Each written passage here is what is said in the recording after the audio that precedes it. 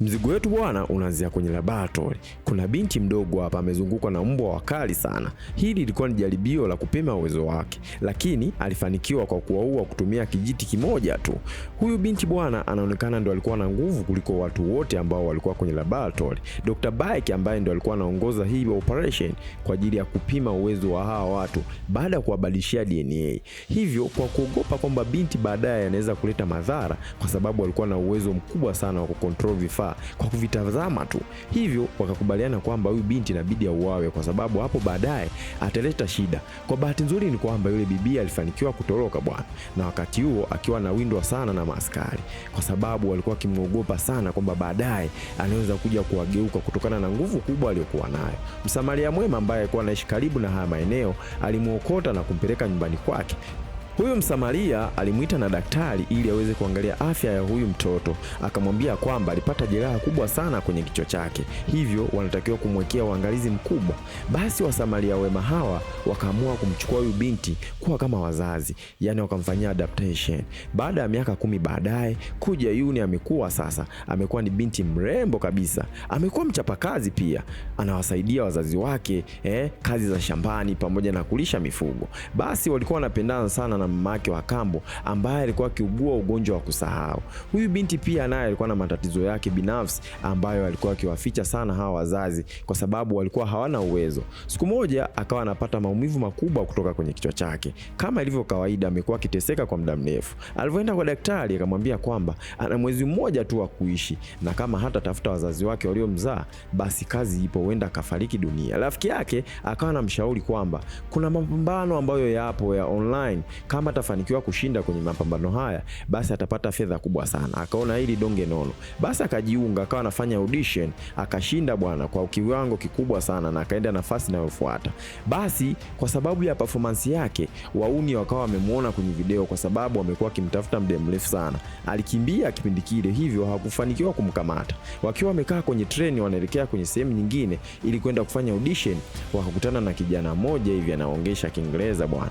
Kijana huyu akawa anasema kwamba we witch, unanikumbuka vizuri? Yani huyu binti Kuja Yun walikuwa wanamuita witch, ni jina lake la utotoni alivyokuwa kule kwenye laboratory, na wanaofahamu jina hilo ni wale ambao walikuwa wanafanya nao experiment. Wakati huu huyu kijana akawa anamjaribu uwezo huyu binti. Binti akawa anatokwa na machozi kabisa kwa uoga. Huyu kijana akawa anajiuliza, huyu binti ni kweli amepoteza kumbukumbu au anaigiza? Akawa anajiuliza sana. Wakati huo rafiki yake anamtetea, anamwambia mwache rafiki yangu, la sivyo nitaita polisi.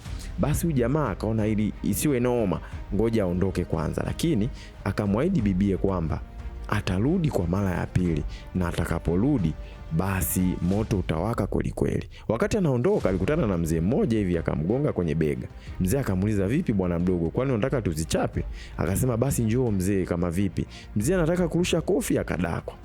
Mzee aliguswa mara moja tu, shingo hana, basi akatupwa nje. Wakati huo Kuja Yuni alikuwa kwenye audition namba 2, yani baada ya kupita ile pale akawa anafanya performance nyingine, lakini wakati huu alionyesha na maajabu kidogo, yani mauwezo. Hii sababisha wale watu ambao ndo walimbadilisha DNA mwanzoni wakagundua kwamba huyu mtoto ndo alikuwa anamtafuta muda mrefu. Basi kikosi kikatumwa bwana. Tunaona gari nyeusi zinaingia hapa. Kuja Yuni yuko na rafiki yake wanasubiri gari. Wakati huo hawa miamba wakasimama hapa, wakatoa business card, wakasema kwamba wanataka wawape ofa wasajili kwenye academy kwa sababu wao wanajihusisha na muziki, basi watapata ofa. Rafiki yake akaona huu ni msala, akamchukua rafiki yake na kukimbia naye kwenye taxi. Wakati huu bwana tena akakutana na yule mwalimu ambaye alikutana naye kwenye train. Akasema nimeona performance yako ni nzuri sana. Kuja Yuni akaona vipi tena huyu, mbona ananifuatilia? Wakati huo wako nyumbani wakavamiwa tena na wale vijana ambao walivaa suti nyeusi. Wakati huo anamwambia kwamba inatakiwa tuondoke wote, la sivyo tutamuua rafiki yako. Kuja Yuni akiangalia rafiki yake amebananishwa na shingo yake ikawa inavuja damu. Basi hapa ni kama walikuwa wanamchokonoa, yani ni kama mtu ameenda kuchokonoa nyuki kwenye mzinga. Wakati huo Kuja Yuni alichezesha macho na kubadilika haraka sana. Alifanya kitu ambacho kila mtu hakuamini macho yake. Kwanza aligeuka, kapola bastola, alafu akaua watu zaidi ya 4 ndani ya sekunde tu. Wakati huo bwana alifanya kitu ambacho hata rafiki yake aliogopa sana, kwamba huyu kuja huyu ni mbona kama ni mgeni kwangu.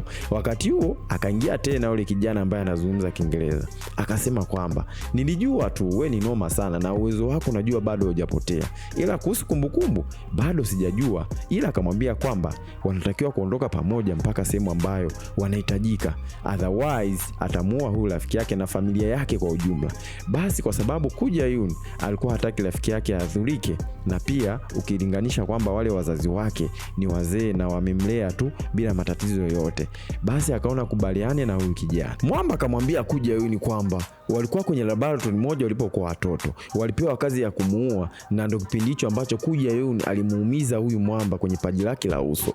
Bado kuja Yun akawa anajifanya kama hakumbuki, lakini Mwamba anaamini kwamba kuja Yun kumbukumbu anayo na uwezo anao, bali anakuwa kama anaigiza hivi, japokuwa na yeye hana uhakika. Basi baada ya haya mazungumzo, kuja Yun akaona siwe noma, akaondoka huku rafiki yake akiwa amebaki. Wakafika mpaka kwenye makao makuu ambako ndo ile laboratory ya mwanzo kabisa ambayo uliona pale. Akakutana tena na Dr. Bike, akanamwambia kwamba nilikuacha uende kwa sababu niliamini utakufa peke yako.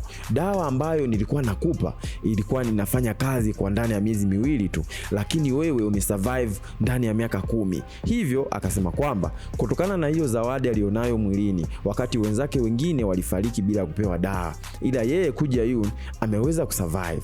Hivyo akasema kwamba anataka mpe zawadi. Kuna sindano 2 ambazo aliahidi kwamba atamchoma alafu atakuwa sawa, lakini kwa sasa kwa sababu hana kumbukumbu, basi anataka mtumie, kwa sababu hii organization ambayo inawaandaa hawa watoto ipo kama na ngazi 3 hivi. Ngazi ya kwanza ambayo ndio ilisema kwamba kuja Yun anatakiwa kufariki, lakini Dr. Bike akabadilisha mawazo na kusema kwamba yeye anataka mtumie kuja Yun. Amependa uwezo wake, lakini pia amependa namna mwili wake ambavyo unaweza ukapambana na magonjwa. Wakati huo huyu jamaa akagundua kwamba kuja Yun alikuwa ana kumbukumbu muda wote. Wakati huo kuja Yun akaanza kuongea kwamba yeye mwenyewe bwana alikuwa hajapoteza kumbukumbu, alitaka wamdunge hizo sindano ili aweze kuwaonyesha adabu.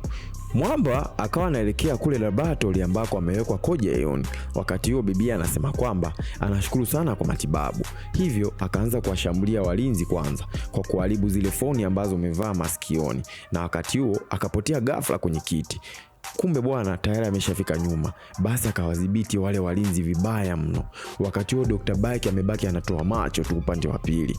Dr. Bike akaona amesha akanyaga, akaamuru gesi ili iweze kumdhoofisha huyu bibie, lakini haikuwezekana. Wakati huo akawa analenga maeneo bila hata kuangalia anapiga wapi, ila analenga mle mle. Kufumba na kufumbua hawamuoni tena bwana kwenye kile chumba. Wakiangalia kwa juu kuna sehemu kama pametoboka hivi, ni kwamba bwana amesha sepa, haeleweki ameenda wapi. Ile kuchungulia vizuri, mara bibi huyu hapa anatokea kwa nyuma taratibu. Dr. Bike akajua hapa nimeavagaa.